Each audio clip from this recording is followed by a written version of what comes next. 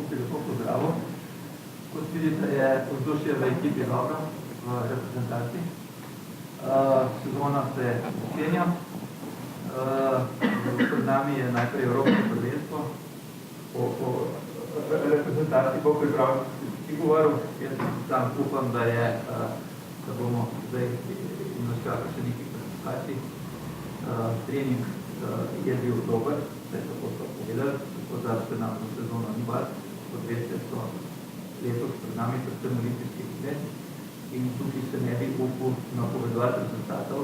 Prepričan sem, da bodo rezultati na olimpijskih igrah dobri, da bodo taki, kot so bili zdaj že nekaj zadnjih sezon, s katerih so se naši tekmovalci vedno vračali z medaljami in prepričan sem tako, da bo tudi v septembru po olimpijadi, da bomo vsi zadovoljni.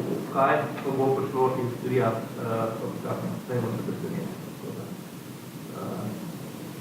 Glavno, rečem vam sem to, želim vam res, da bo vse tisto, kar ste zdaj skozi treninge dobili, znanje, samo drugi in vse ostalo dobro nam, tako karkoli bo vodno.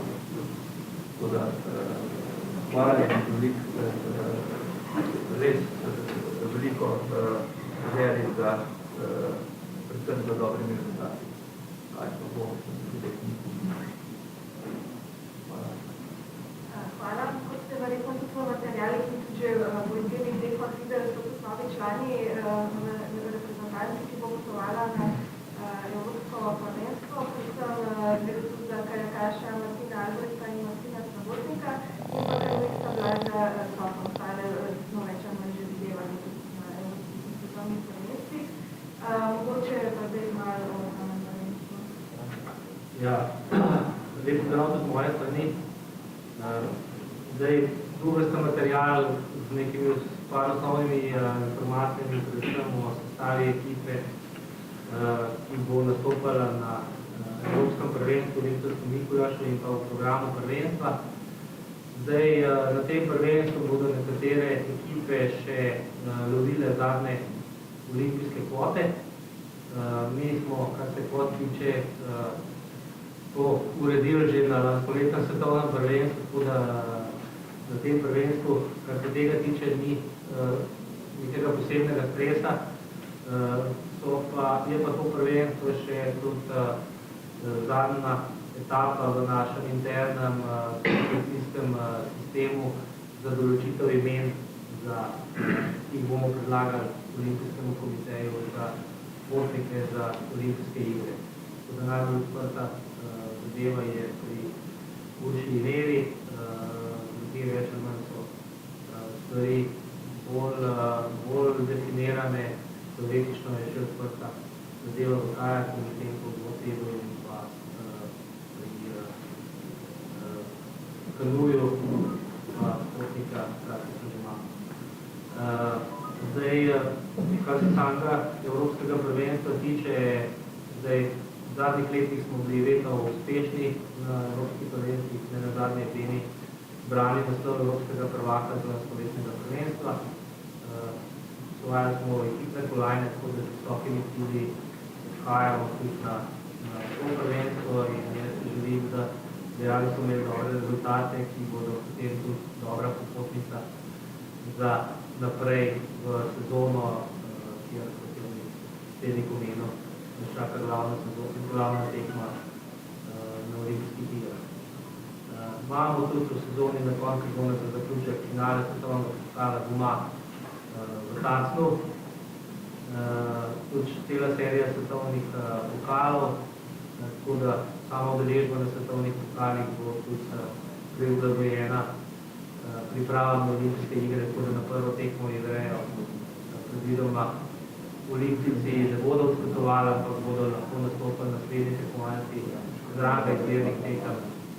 In to pa veš, tisto, kar bi jaz bil za uvod, ki reče, če bodo kakšne vprašanje. Je tudi že znana informacija, koliko držav bo na Evropskem prvenstvu nastopalo? Ja, zdaj dobili smo preliminarne, mislim, to število udeležencev, tako da letos bo 29 držav na Evropskem prvenstvu Litovski Mikolaš, številka se pa seveda pozna, da so to tudi kontinentalne kvalifikacije, praktično vse reprezentance, ki niso pridobile mesto za evropske reprezentance, bodo nastopale na Evropskem prvenstvu. Je pa še en pogoj, da dejansko tisti, ki se bodo borili za olimpijske kvote, morajo imeti potni list države, za katero nastopajo, kar za tekme svetovnega pokala, kar svetovno prvenstvo ni potrebno. Tako da nekateri tekmovalci, čeprav bodo na Evropskem prvenstvu nastopali, ne bodo mogli osvajati kvota. En primer je slovaški tekmovalec, ki nastopa za Norveško, nima potnega lista Norveške, tako da ne more pridobiti kvote za Norveško vseeno. Tako da samo tisti tekmovalci, ki imajo tudi državljanstvo, se lahko borijo za Hvala. Kot vidite, je ekipa kar številčna, zato vam bodo itak vsi potem po novinarski konferenci na voljo za individualni intervjuje, bi zdaj samo na kratko ekipo vprašala. Benjamin, slišali smo, lani si bil prvi, zdaj veliki tekem, imaš dobre izkušnje, bo zaradi tega kaj drugačni letos postopati, kaj greš v vlogi evropskega prvaka, stvarnega Slovaško? Ja, mogoče so pričakovanja bolj usmerjena tudi v Amed, zaradi tega, ker bom v bistvu probal obraniti naslov evropskega prvaka, ampak jaz se s tem nočem preveč obremenovati, jaz se bom probal pač svoji vožnji maksimalno dobro posvetiti, pa upati na čim boljšo uvrstitev. Pač, v bistvu bo to tudi dober trening za celo sezono, no, in bom videl, kako se bo razplešeno. Je pa konkurenca sigurno tako močna, da je težko zagotovo trditi, da boš vsak let, mislim, da je lahko obraniti naslov evropskega prvaka, tako da se pravi. Cilj je, ampak pač treba tudi postopiti svoje vrne. Hvala. V ženski konkurenci kanuja bomo tokrat imeli dve predstavnici. Ana si na Dunaju nastopala, Nina si lani v Nemčiji, tekovala si tudi na svetovnem prvenstvu. Zdaj nekaj izkušenj z teh velikih tekem si navajala, si bo kaj lažje izkušnje prišla v sezono na tekmovanje. Ja, seveda bo lažje, da se taka izkušnja šteje, pa da dosti izkušenj smo dobili, zdaj pa upam na čim boljši rezultat. Hvala. V dvojcu nas so predstavljala Luka in Sašo, ki imate tudi kolajno od evropskega prvenstva. Luka, izbirne tekme so bile zate mogoče malo bolj stresne kot v prejšnjih sezonah, po drugi strani se pa bolj letos lahko samo dvojcu posvetil. Je to v olimpijski sezoni lahko prednost? Ja, to sem rekel, več razpori prejšnjih tekmah. Se že veselim tih sobot pred polfinalom se dvaja, pa bom imel kaj in bom lahko naredil trening normalno, zato sem ga prejšnja leta, no, še pred sem začel posamezno tekmovati, tako da je kar velika prednost po moje, lahko res 100% posvetil. Sašo, progo bo Mikolaš še poznata, vam ustreza? Ja, zdaj bo sicer zgornji desni kanal, koliko kar smo imeli na izbirnih tekmah leta 2009. Ja, premale se še razbili. Ampak, ja, takrat nam je odgovarjala, tako da jaz mislim, da nam bo tudi zdaj. Hvala. Slišal pa tudi, da bo najbolj napeto za olimpijsko mesto med kajakašicami. Eva, ti si se ravno vrnila z kratkega treninga na Slovaškem. Nekateri odhajajo na prvenstvo jutri in bodo ostali do prvenstva tam. Ti si se odločila, da prideš vmes še domov in greš malo kasneje nazaj. Kako to? Jaz nisem tekmovala leta 2009. Sem izkoristila možnost enega dela treninga že prej, zato ker bi bolj ustreza, da potem vidim manj dni pred tekmo na samo prizorišče. Hvala.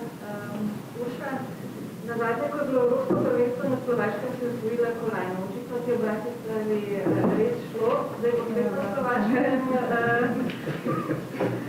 prvenstvo. Je tudi v Mikolašu uredil zase? Ja, sem blago, če sem samo se ne spomnim res nič pravi, da sem sploh malo se spomnim, da sem napovedala, tako da bomo odjutri naprej. Če posebni cilji? Neki cilji so jasni, zdaj moram pa pač čim več posvetiti na videti, da tako se postovarjamo. Zdaj se Luši sem navidela, da je zadnje, ko je bilo Evropsko prvenstvo v Službi na Slovenijo na Slovaškem, misli, da je Evropski prvak? Podporno. Nikolaj, ne. Jaz sem še bolj nazaj. Hotela sem pa reči, da je bilo pa na zadnje Evropsko Nikolaj si bil pa podprvak. Lani z medalje na svetovnem pokalu, pač pa dovedno dobro zgodovino. Jaz se isto na Slovaškem že od nekaj dosti, tudi na točnem se nam ponovilo in tudi sem kar vesel, da je končno spet desni kanal Nikolaša, ker je nečkem boljši, kot Lev, vsaj meni osebno.